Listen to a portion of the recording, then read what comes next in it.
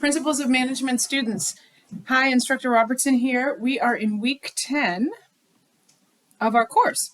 So this week we are going to be talking about,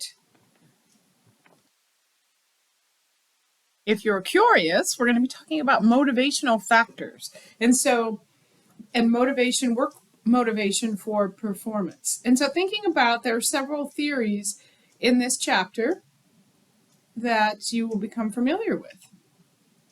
You will talk a little bit about the direction and intensity of motivation.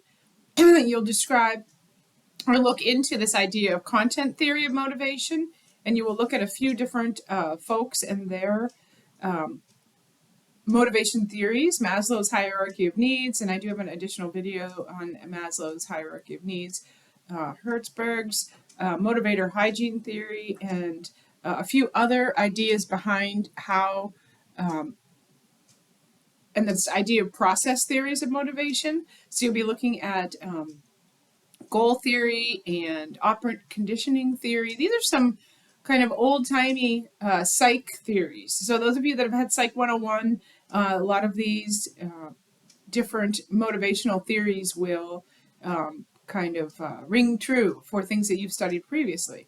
And really the whole idea of human motivation, in particular this chapter will talk about human motivation and how it relates to work and work performance. So from a management standpoint, how do you get your employees motivated, right? And keep them motivated.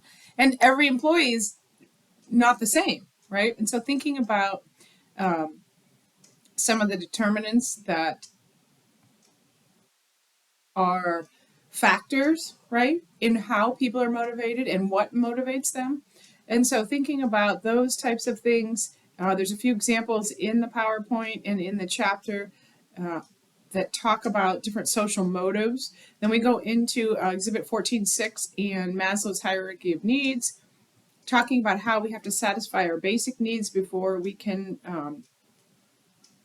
really look at some of the deeper issues, right, and meet those needs. And so that's where we come up with the pyramid idea of need-based situations. There's also a few other ideas relating to process theories and then the content theory of motivation. And so that is really the first part of the chapter. So talking about, there's an example that's given that's relating to, most of us know Wegmans as a local grocer. So there is a video that is tied to Wegmans and Maslow's hierarchy of needs. So make sure when you are clicking through the PowerPoint, you see that and are able to watch that. There's some things relating to reinforcement and punishment avoidance versus incentives. And so thinking about how, how we set goals and how goals are set, how we meet those goals, and if they're consistent with values. So this chapter also goes into those ideas and a little bit into expectancy theories. So there is an example also of the Karate Kid. And so there's a short video there. And there is a short video in the PowerPoint relating to a video clip about how you are always selling, right, from a sales standpoint. And so go through and check chapter different approaches to theories relating to motivation, right? And so I do have two videos for you there, Maslow and Hertzberg's motivation theory, separate from the video clips, which there are quite a few in the PowerPoint this week. There are chapter 14 homework questions posted. And so let's see, I have 14.1, 14.2, and 14.3. It's a little bit shorter, but in 14.3 there's 4 questions, and actually 14.2 that go along with. So give those a try. Let me know if you're having any questions relating to chapter 14. We are down to the wire. Next week will really be our last content that we will be working on in week 11. And we will kind of go from there. And then our last week will be, don't forget about your PowerPoint on your chapter that is your favorite chapter, right? So that'll be an assignment for you. Oh, and this week there also is a discussion post. I forgot to mention that. There's a discussion post for you to chime in on. This is discussion 7. So if you're turning in all your homework and you're answering the discussions, you should have no problem getting all of those points. And all right, so in discussion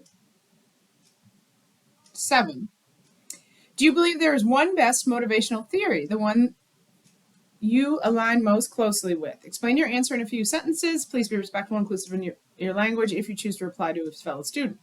Now, so there'll be several theories in chapter, this is more of a reflective assignment in chapter 14. So as you're going through it, see if there's one that most closely aligns with your viewpoints and you kind of identify with as that this is really a driver of human activity in many ways. So that is the discussion number 7 this week for week 10.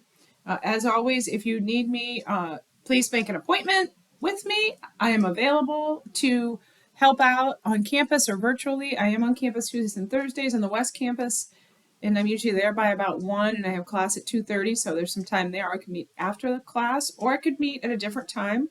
I'm on the East Campus Monday and Wednesday, so I could meet there if you like that campus better. So just let me know, 814-490-6473, or see Robertson at ec3pa.org.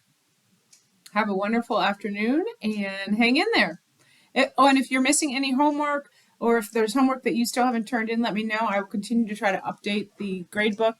So I appreciate your patience, and I will continue to monitor homework as it's coming in and check at discussions in case you are posting late to a discussion board. So just make sure you're getting as much stuff in as you can and on a timely basis so that you get the most points for your work. Thanks.